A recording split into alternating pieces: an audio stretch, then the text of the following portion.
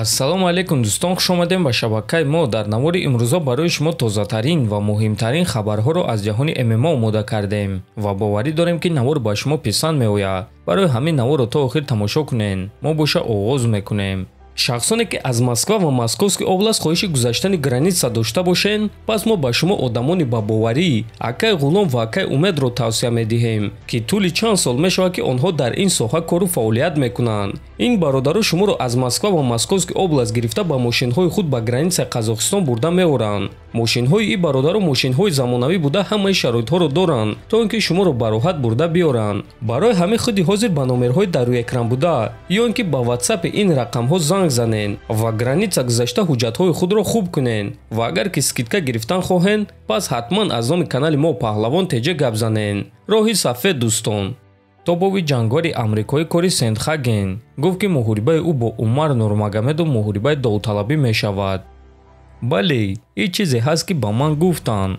онҳо мехостанд ки муҳорибаи Генри Сехудо ва Марлон Вераро ташкил кунанд, аммо Сехудо осеб гирифт ва ин муҳориба баргузор намегардад ва ба фикри ман ин муҳориба арзандаи муҳорибаи довталабӣ набуд, чунки ман чанд ҳафта пеш Марлон Вераро шикаст дода будам.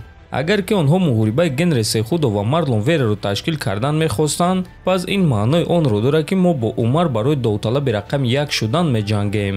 ин боз як сабаби дигаре ҳаст ки ман муҳориба зидди Умарро қабул кардам. дар ҳама ҳолат ӯ аз ман пештар барои камарбанд меҷангид, аммо акнун ман шахсе мешавам ки ӯро манъ мекунам, гуфтааст Сендхаген. дӯстон, дар ҳақиқат ин муҳорибаи шавқовар мешавад, чунки Кори Сендхаген ҷангори ҳаматарафа хеле сахт аст ва ман боварӣ надорам ки Умар ӯро ба осонӣ шикаст дода метавонад. ногуфта намонад ки муҳорибаи онҳо рӯзи 6 август дар турнири UFC Fight Night баргузор мегардад ва муҳорибаи асосии турнир хоҳад шуд. чемпиони вазни ним сабук UFC Александр Волкановский гуфт ки реванши ӯ бо Ислам Махачев айниқ баргузор мегардад. ма ин реваншро мегирам. дар аввал Яир Родригезро шикаст медиҳам ва баъд барои гирифтани реванш мерам.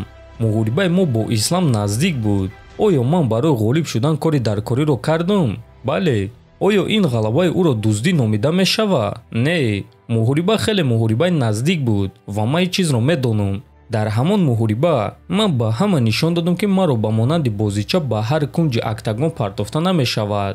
ман ҳатто аз боло истода ба ӯ зарба мезадам. ана дафъаи дигар бошам ман ғолиб мешам. ман ин таърихро ба анҷом мерасонам. барои ман аз камарбанди вазни сабук дида Ислам Махачевро шикаст додан муҳимтар аст. ман фикр мекунам ки Ислам Махачев дар реванш Чарлз Оливераро шикаст медиҳад. бале, ин ММА аст ва як зарба метавонад ки бозиро дигаргун кунад ва Оливера низ чунин имкониятро дорад. аммо ба ҳар ҳол ман фикр мекунам ки Ислам дар ин муҳориба ғолиб мешавад, гуфтааст Волкановский. дӯстон, шумо оиди ин суханҳои Волкановский чӣ фикр дорен? оё Ислам боз Оливераро ба осонӣ шикаст дода метавонад ё ин ки ин дафъа ҳамаи кор дигар гуна мешавад? метавонем фикротонро нависен. мо бошам мегузарем ба дигар хабар. чемпиони пешинаи UFC Роберт Уитакер оиди рақиби дар пеш истодаи худ Дрикус Ду Плеси фикрашро баён кард.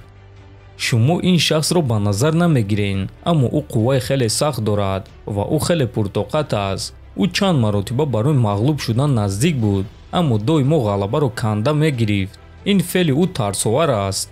айни замон ин аз ҳама муҳорибаи хатарноке ҳаст ки ман қабул кардам. ҳама ба ӯ нигоҳ карда фикр мекунанд ки ман ӯро ба осонӣ шикаст медиҳам. аммо шумо ин шахсро хуб намедонен. аммо бошум медонам ки чӣ қадар ӯ хатарнок аст. ӯ ҷангвари ҳаматарафа аст, ҷангвари сахт ва хеле калон аст. дар ин муҳориба ҳеҷ кас ба ғалабаи ӯ боварӣ надорад. барои ҳамин ӯ ягон чизро аз даст намедиҳад ва ин чиз ба ӯ фишор намекунад ва ӯро боз ҳам хатарноктар мекунад, гуфтааст Уитакер.